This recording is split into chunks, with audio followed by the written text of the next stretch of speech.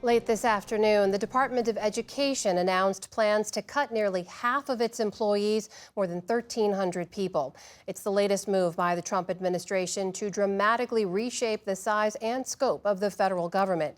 Lisa Desjardins has been tracking these late changes, and she joins me now. So, Lisa, we know this is a huge cut for a department. The president has said that he actually wants to try to eliminate altogether. Where are those cuts happening, and what's the impact? That's right. Department of Education officials spoke to reporters a short time ago. This is major news. Now, these are going to be the largest cuts that the Department of Education has experienced since it was created. So let's take a look at what we know. We are expecting 1,300 people to be fired, reduction in force, that's a termination. Now, that is in addition to more than 500 people who took different offers, for example, the fork offer to leave early. So when you put all that together, Amna, what you have is a Department of Education that will see a total workforce cut of about 50%. Now, it looks to be one of the largest cuts we've seen in reduction of force in federal history for one agency. Of course, the U.S. AID also having a major cut. Workers today didn't find out about this directly. Some of them may be learning about it right now as I speak to you.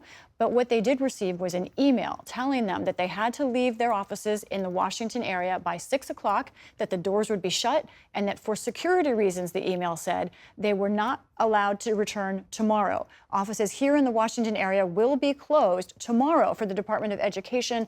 The official on the call with reporters said that's for safety reasons. Now, they didn't take any questions, so we don't really understand. They said that's for the safety of the workers that are remaining. One other important note, they plan on closing Department of Education facilities in a number of cities. I think they mentioned New York, Chicago, Boston, and in Washington, going from 3 buildings down to 1 ultimately.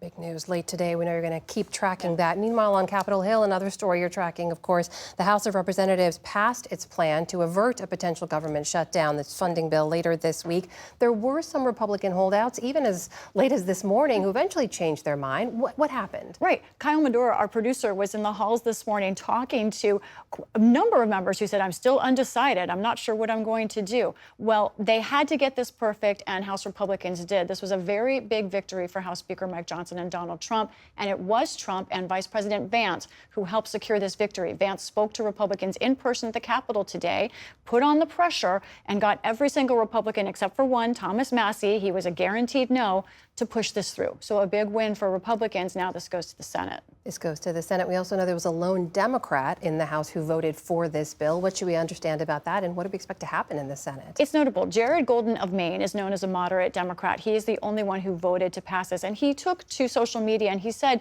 he did not think this was a perfect bill, but he did not want to shut down government. He also criticized Democrats, Amna, interestingly, saying that their messaging was inappropriate, and he felt like they were saying outlandish and inappropriate or inaccurate things about this bill. He, again, said not perfect, but he doesn't want to shut down government. As for the Senate, what the House is doing here, they're leaving town, and they're daring Senate Democrats to shut down government. I don't think they will. This is jamming the Senate. Usually it goes the other way. Right now, we're on track for this bill to pass. Lisa Desjardins covering the late breaking news here. Lisa, thank you. You're welcome.